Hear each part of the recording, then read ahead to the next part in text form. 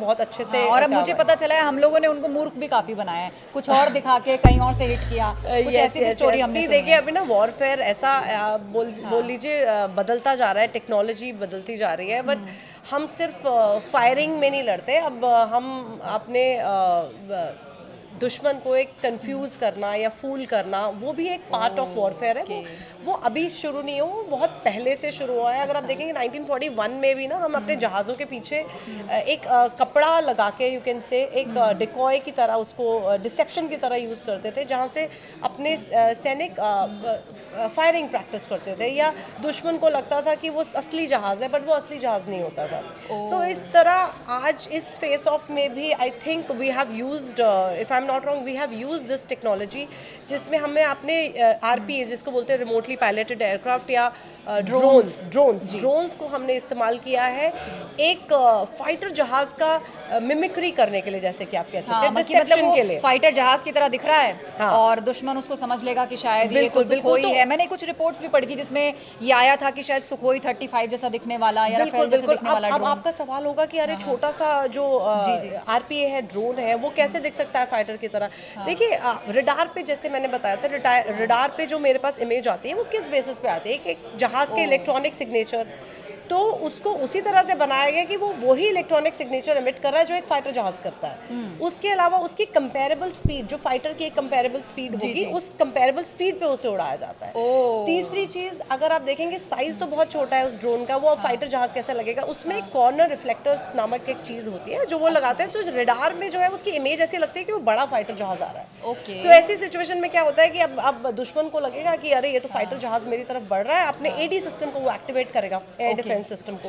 वो air defence system को activate करेगा, और जहां से वो एयर डिफेंस सिस्टम एक्टिवेट होगा, वहां से हमारी सेना को पता चलेगा कि कहां पे उनकी बैटरीज डिप्लॉयड है, ताकि हम उनके एयर डिफेंस सिस्टम को डिस्ट्रॉय कर सके। So this is part of war. अच्छा, जो पाकिस्तान खुश हो रहा है कि हमने राफेल गिरा दिया, हमने सुखोई गिरा दिया, या हमने क्या क्या गिरा दिया, तो क्या वो ड्रोन गिरा के खुश हो रहा है? No, definitely we have such drones जो उनको रेप्लिकेट या बोल सकते हैं मिमिक करते हैं अपने रफाल को और Su-30s को और अन्य जहाज़ों को भी।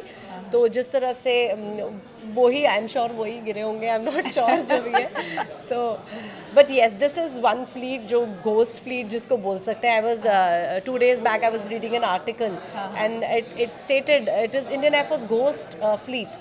सो उसमें ये सब। अच्छा, ये टेक्नोलॉजी या टेक्निक तो सामने वाले देश के पास भी होगी? हाँ जी, बिल्कुल होगी, बट वही है ना कि कौन किससे ज़्यादा स्मार्ट है।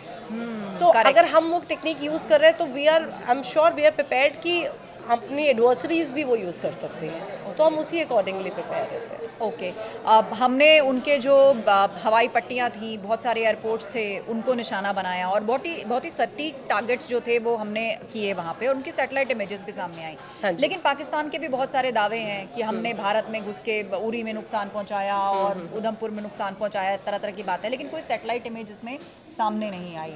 तो ये क्या होता है कि जब आपका एक्चुअल वॉरफेयर जो है अब सीज फायर की तरफ है, तो अब ये साइकोलॉजिकल वॉरफेयर शुरू हो जाता है? बिल्कुल, जैसे कि ये हमने अभी डिसेप्शन की बात की, तो ऐसी साइकोलॉजिकल वॉरफेयर भी एक पार्ट ऑफ वॉर है, जिसमें जो पाकिस्तान ने हमेशा उसका साथ लिया है, उसके सहारे ही बढ़ा है। तो वो पाकिस्तान की तरफ से प्रोपेगेंडा तो हमेशा ही रहता है। मतलब अभी एक शब्द पाकिस्तान के लिए टेररिज्म के अलावा जो एक शब्द याद दिमाग में आता है वो है प्रोपेगेंडा। अगर पाकिस्तान का नाम लेंगे तो टेररिज्म एंड प्रोपेगेंडा, अब एक और नाम जोड़ लिया है उसने अपने साथ। बिल्कुल। तो ये वॉरफेयर तो वो हमेशा से लड़ते आए हैं कि मिस इन्फॉर्मेशन फैलाएंगे, बट अगर आप देखेंगे उनकी जो जितनी भी इमेजेस उसमें दिखाई, मुझे तो कहीं उनकी टाइम स्टैम्प भी नहीं दिखी।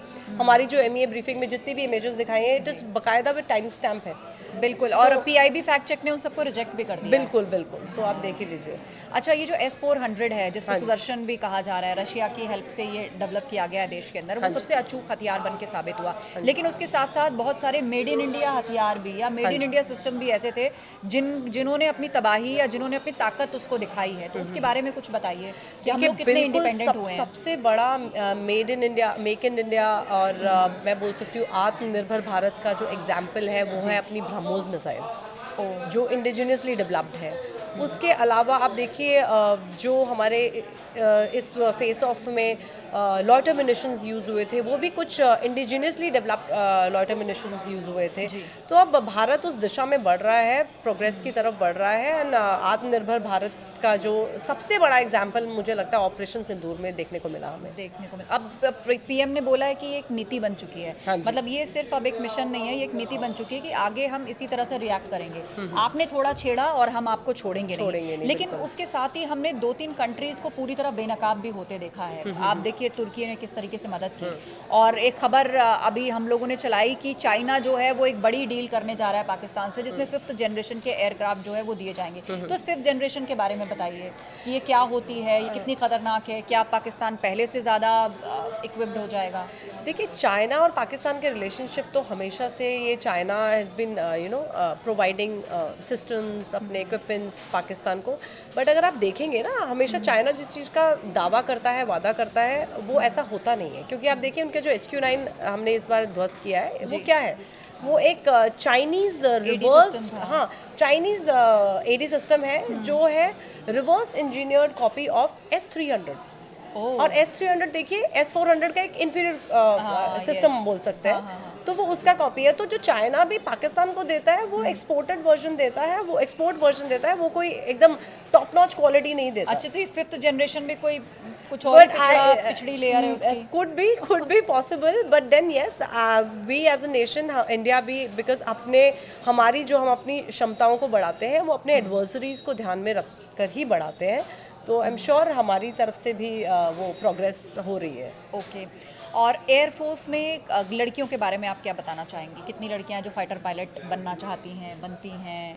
कुछ रुझान बढ़ा है उनमें? हाँ जी, देखिए, फाइटर पायलट लेके सपना लेके आना एयरफोर्स में, मैं ये बोलती हूँ कि सिर्फ एक फ्लाइंग ब्रांच नहीं, एयरफोर्स, नेवी या आर्मी में बहुत सारी अलग ब्रांचेस या शाखाएं हैं जिसके लिए लड़कियां अप्लाई कर सकती हैं।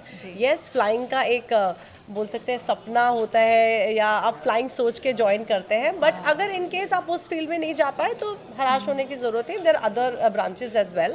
और वो जो लड़कियों को फाइटर मिलना, वो प्योरली या पुरुषों को भी फाइटर प्लेन मिलना प्योरली परफॉर्मेंस के बेसिस पे मिलता है। तो जिसकी परफॉर्मेंस होती है वो उसको वो मिलता है। ओके। तो एक फीमेल फाइटर पायलट को तैयार करने में कितना वक्त लगता है? क्या क्या सिखाया जाता है? कितनी कड़ी ट्रेनिंग होती है उनकी?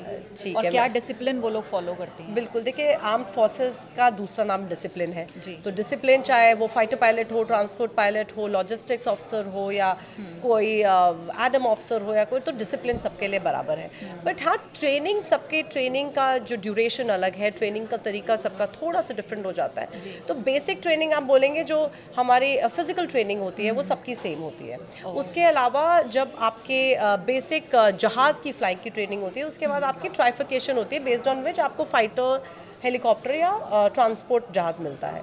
तो उसके बाद फिर आप अपने अपने जो सिलेक्टेड फ्लीट्स होती हैं उसकी ट्रेनिंग फर्दर आगे करते हैं।